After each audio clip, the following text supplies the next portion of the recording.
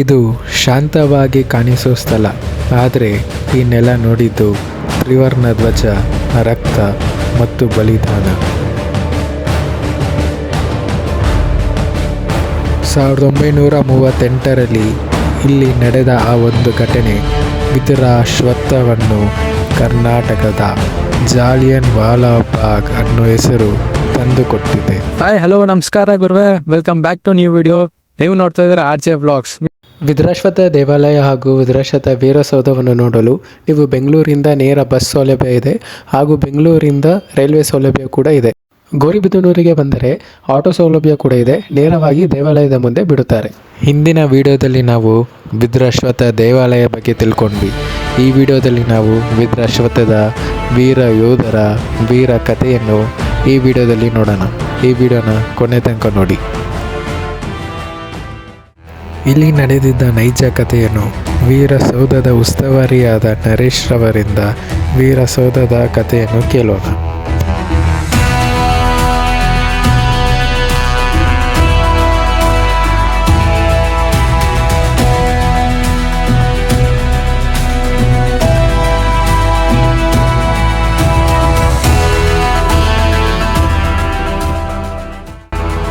Sir, ನಿಮ್ಮ ಹೆಸರು?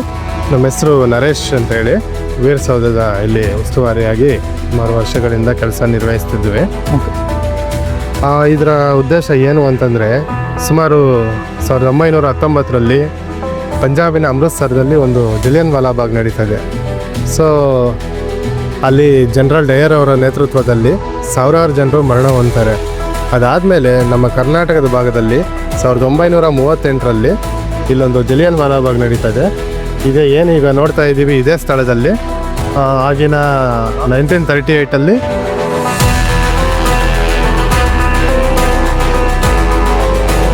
ಸುಮಾರು ಒಂದು 37 ಜನ ಇಲ್ಲಿ ಹುತಾತ್ಮರಾದಂಥ ಸ್ಥಳ ಆಗಿರುತ್ತದೆ. ಆವಾಗ ಏನು ಇದೆಲ್ಲ ಫುಲ್ಲು ಸಂತೆ ಅಂತ ನಡೀತಾ ಇರುತ್ತೆ, ದನಗಳ ಜಾತ್ರೆ ಅಂತೇಳಿ. ಆ ಒಂದು ಸಂದರ್ಭದಲ್ಲಿ ಇಲ್ಲಿರುವಂಥ ಲೋಕಲ್ಲು ಫ್ರೀಡಮ್ ಫೈಟರ್ಸ್ ಎಲ್ಲನೂ ಮಂಡ್ಯದ ಶಿವಪುರದ ಹತ್ರ ಹೋಗಿ ಒಂದು ಅಧಿವೇಶನದಲ್ಲಿ ತೀರ್ಮಾನ ಮಾಡ್ಕೊಂಡು ಬರ್ತಾರೆ. ಆವಾಗ ಈ ಒಂದು ಸ್ಥಳವನ್ನು ಸೂಕ್ತವಾಗಿ ಆಯ್ಕೆ ಮಾಡ್ಕೊತಾರೆ. ಈ ಸ್ಥಳದಲ್ಲಿ ಧ್ವಜಾರೋಹಣ ಮಾಡಿದ್ರೆ ಇಲ್ಲಿ ಎಲ್ಲರಿಗೂ ವಿಚಾರ ಗೊತ್ತಾಗುತ್ತೆ ಅಂತೇಳಿ ಈ ಒಂದು ಸ್ಥಳನ ಆಯ್ಕೆ ಮಾಡ್ಕೊತಾರೆ. ಈ ಸ್ಥಳದಲ್ಲಿ ಇನ್ನೇನು 12:30 ಗಂಟೆಗೆ ಧ್ವಜಾರೋಹಣ ಮಾಡೋ ಒಂದು ಸಂದರ್ಭದಲ್ಲಿ ಬ್ರಿಟಿಷರು ಏಕಾಏಕಿ ಬಂದು ಶೂಟ್ ಮಾಡ್ತಾರೆ. ಆ ಒಂದು ಶೂಟ್ ಮಾಡುವಂಥ ಸಂದರ್ಭದಲ್ಲಿ 144 ಸೆಕ್ಷನ್ ಜಾರಿ ಮಾಡಿರ್ತಾರೆ. ಸೊ ನಮ್ಮ ಒಂದು ಸ್ವತಂತ್ರ ಹೋರಾಟಗಾರರು ಏನು ಮಾಡ್ತಾರೆ, 144 ಸೆಕ್ಷನ್ನ ಮೀರಿ ಧ್ವಜಾರೋಹಣ ಮುಂದಾಗ್ತಾರೆ.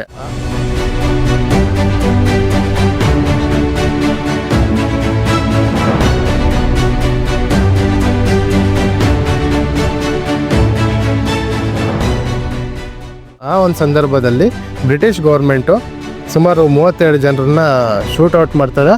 ಕೇವಲ ಇಲ್ಲಿ ಸ್ತೂಪದ ಮೇಲೆ 9 ಜನ ಅಂತ ಮಾತ್ರ ಇಲ್ಲಿ ಮೆನ್ಷನ್ ಮಾಡಿರ್ತಾರೆ.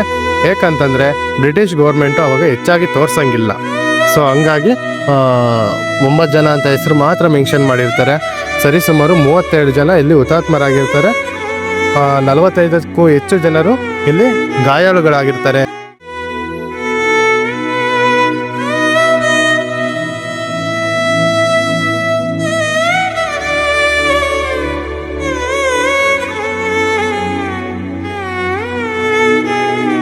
ಈ ಒಂದು ಸ್ಥಳನ ನಾವು ಕರ್ನಾಟಕದ ಜಲಿಯನ್ ವಾಲಾಬಾಗ್ ಅಂತೇಳಿ ಹೆಸರಾಗಿ ಕರೆಯುತ್ತೇವೆ.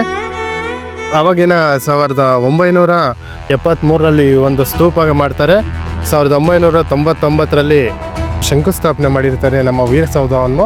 ಅದೇ ರೀತಿಯಲ್ಲಿ 2002ರಿಂದ ಪ್ರೊಫೆಸರ್ B. ಗಂಗಾಧರ್ ಮೂರ್ತಿ ಅವರ ಪರಿಕಲ್ಪನೆ ಹಾಗೂ ಮಾನ್ಯ NS ಶಿವಶಂಕರ್ ರೆಡ್ಡಿ ಅವರಾಗಿರುವಂತಹ ಮಾಜಿ ಉಪಸಭಾಪತಿಗಳು ಹಾಗೂ ಎಕ್ಸ್ ಮಿನಿಸ್ಟರ್, ಮಾಜಿ ಮಂತ್ರಿಗಳು, 5 ಬಾರಿ ಶಾಸಕರಾಗಿರುವಂಥ ಗೌರಿಬಿದನೂರು ಶಾಸಕರಾಗಿರುವಂಥ ಅಸಿಸ್ಟೆಂಟ್ ಪ್ರಾಧಿಕಾರದ ಅಧ್ಯಕ್ಷರು NS ಶಿವಶಂಕರ್ ರೆಡ್ಡಿ ಇದನ್ನು ಒಂದು ಅಭಿವೃದ್ಧಿ ಕಾರ್ಯವನ್ನು ಮಾಡಿ ಈ ಒಂದು ಏನೂ ಇಲ್ಲದಿರುವಂಥ ಈ ಒಂದು ಸ್ಥಳವನ್ನು ಒಂದು ಅಲಂಕಾರ ರೂಪದಲ್ಲಿ ಮಾಡಿರುವಂತಹ ಒಂದು ಸನ್ನಿವೇಶವು ಇದು ಭಾಳ ಮುಖ್ಯವಾಗಿರುತ್ತದೆ.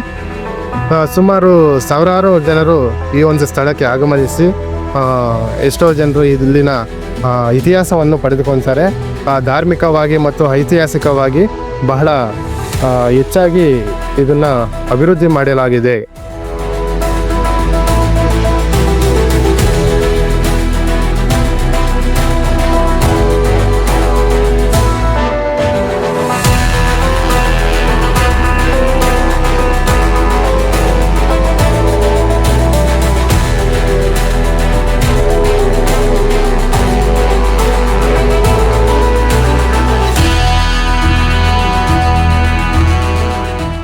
ನಮಸ್ಕಾರ.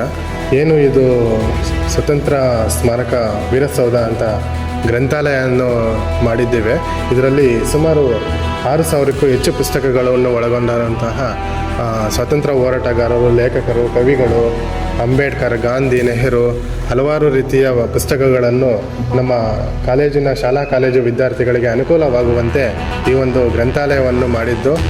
ಇದೇನು ಪ್ರೊಜೆಕ್ಟ್ರು ಇಲ್ಲಿ ಸಾಕ್ಷ್ಯ ಚಿತ್ರಣ, ನಮ್ಮ ಪಂಜಾಬಿನ ಅಮೃತ್ಸರದಲ್ಲಿ ನಡೆದಿರುವಂತಹ ಗೋಲಿಬಾರ್ ಮತ್ತು ನಮ್ಮ ವಿದ್ರಾಶ್ವತ್ಥದಲ್ಲಿ 1938 ನಡೆದಿರುವಂಥ ಗೋಲಿಬಾರ್ ಚಿತ್ರಣವನ್ನು ಸಾಕ್ಷ್ಯ ಚಿತ್ರವಾಗಿ ಇದನ್ನು ಒಂದು 35 ನಿಮಿಷಗಳ ಕಾಲ ಬರುವಂಥ ವೀಕ್ಷಕರಿಗೆ ಮತ್ತು ಶಾಲಾ ಕಾಲೇಜಿನ ಮಕ್ಕಳಿಗೆ ಅನುಕೂಲವಾಗುವಂತೆ ಈ ಒಂದು ವ್ಯವಸ್ಥೆಯನ್ನು ನಾವು ಕಲ್ಪಿಸಿಕೊಟ್ಟಿದ್ದೇವೆ.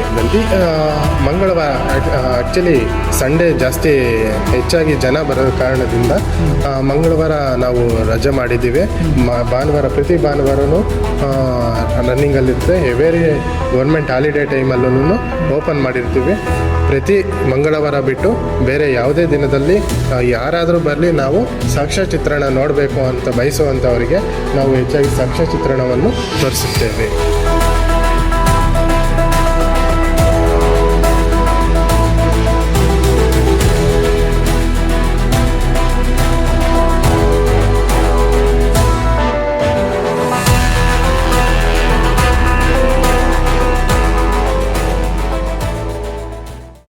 ಸ್ವತಂತ್ರ ಅನ್ನೋದು ನಮಗೆ ಉಚಿತವಾಗಿ ಸಿಗಲಿಲ್ಲ.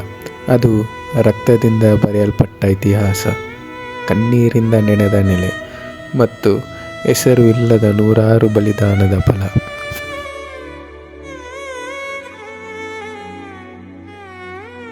ವಿದುರಾಶ್ವತ್ಥದ ಈ ನೆಲ ತ್ರಿವರ್ಣ ಧ್ವಜಕ್ಕಾಗಿ ತಮ್ಮ ಜೀವನವನ್ನೇ ಕೊಟ್ಟವರನ್ನು ನೋಡಿದ್ದು.